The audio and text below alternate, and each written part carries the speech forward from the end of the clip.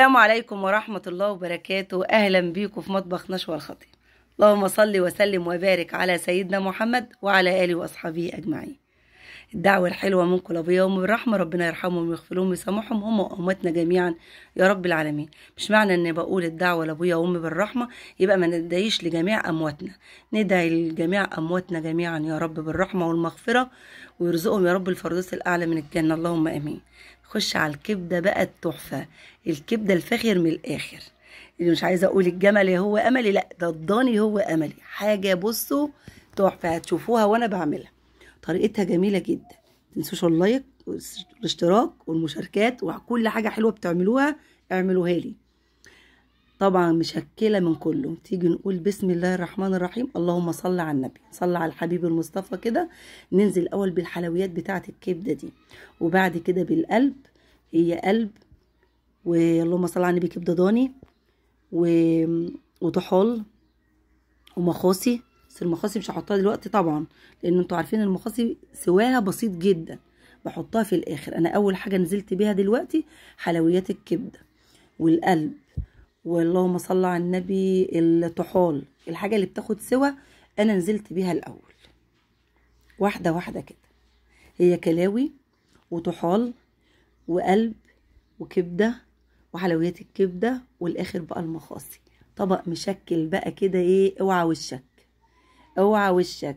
عاملاها بطريقه بقى ايه الكبده الاسكندراني، بس يعني نقدر نقول عليه طبق سمين حلو كده جميل. تمام. هديله بقى التشويحه اللي هي في شويه الزيت. انا ما بعملش الكبده بالسمنه، لان انا حطيت فيهم زي ما انتوا شفتوا في الاول كده شويه حلويات من بتاعه الكبده، هتنزل دهون وهتظبط الدنيا كلها. شويه زيت ذرة، شوية زيت تموين، شوية زيت زيتون، اللي موجود عندك حطيه، مش هتقول لا. تمام. تشويحة حلوة كده بقى على ايه، على الهادي، عشان تنزل كل الدهون اللي فيها وتظبط كل الدنيا. اهم حاجة متنسوش من سبسكرايب ولايك وشير، واعملوا بصوا كل حاجة تلاقوها، اضغطوا على زر الجرس، اهم حاجة. وبشكركم جدا، واشكر كل متابعيني من خارج مصر وداخل مصر، وكل اللي بيسيب لي كومنت حلو بشكره من قلبي، لان بجد بشوف الكومنتات جميله قوي قوي بتفرحني. ربنا يخليكم يا رب، ما نحرمش منكم ابدا. افضلي بقى شوحي وقلبي، شوحي وقلبي لحد ما كل ده تلاقيه بقى كده خلاص. لان بصوا ليه انا حطيت الطحال والقلب والحلويات والحاجات دي الاول، لانها بتاخد سوا عن الكبده. هنزل بقى بسم الله ما شاء الله، اللهم صل على النبي، الكبده الضاني بقى ومعاها الكلاوي، حاجه كده ايه فاخر من الاخر.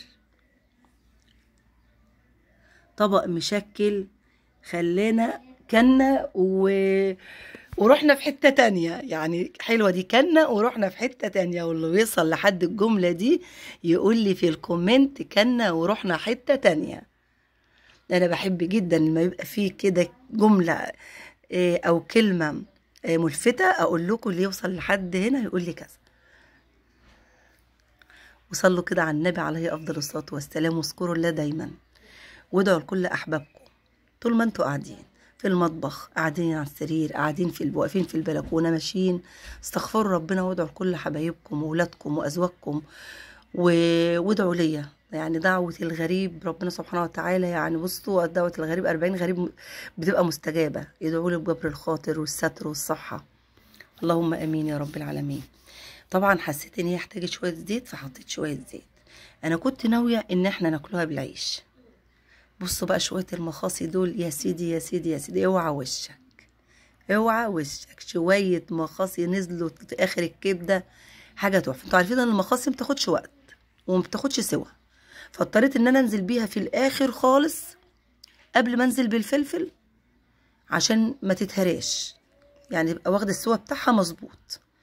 يعني معايا كده في الاول. لو انت حابه تعملي شويه كبد كده مشكله بقى، مخاصي على طحال على كلاوي على قلب على فشه على الحاجات دي، بتنزلي بقى الحاجه اللي بتاخد سوا الاول.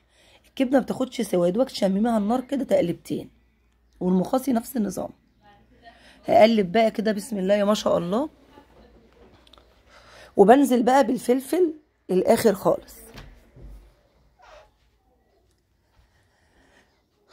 نرجع تاني، ما كنت بقول لكم انا كنت مقرره ان احنا ناكلها بالعيش، وقلت خلاص انا بحب بصراحه اكل الكبده بالعيش، ويا سلام بقى لما بتبقى مشطشطه وشويه ليمون وتبقى مولعه كده.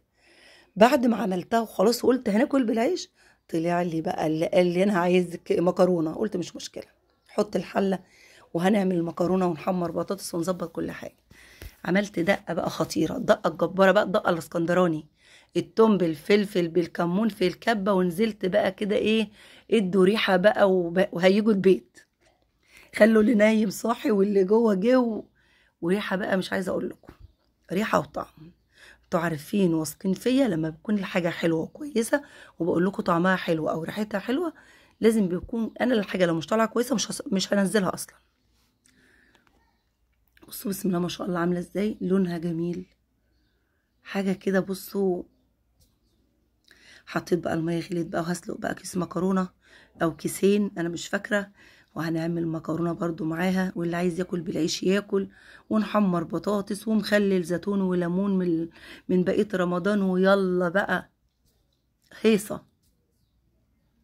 ربنا يجعل بيوتكم عمرانه يا رب، يا رب يجعل بيوتكم كلها عمرانه بالخير والرزق، اللهم امين. نحط بقى المكرونه تتسلق. هو الموضوع كله والفيديو كله كانت الكبده بصراحه، الكبده المشكله دي الضاني، بس يلا بقى قلنا نعمل شويه مكرونه.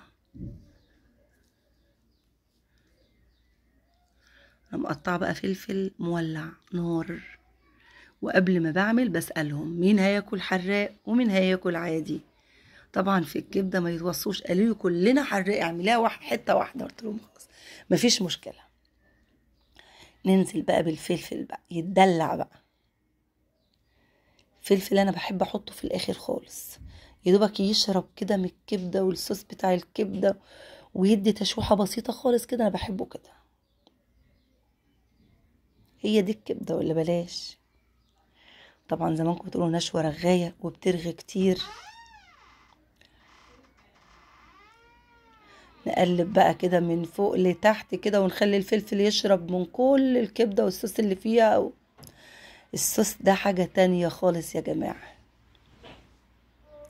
دايت ايه بقى ده؟ احنا عمالين نقول بقى لنا 100 سنه نعمل دايت، وكل ما افكر ان انا اعمل دايت ارجع اقول طب لما رمضان يخلص اجي اعمل دايت، اقول لما اكل كحك العيد ويخلص. طب انا دلوقتي باكل كحك العيد هعمل ايه بعد كده؟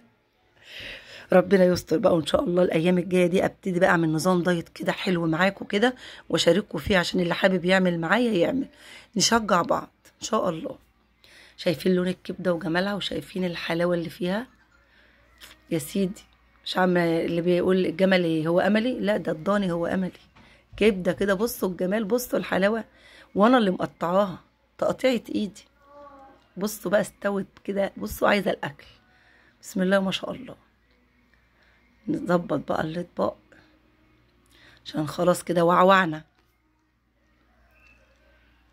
والليمون بقى في الاخر، وقرنين فلفل بقى حامين يتحطوا، واللي عايز ياكل بقى ويعيش حياته.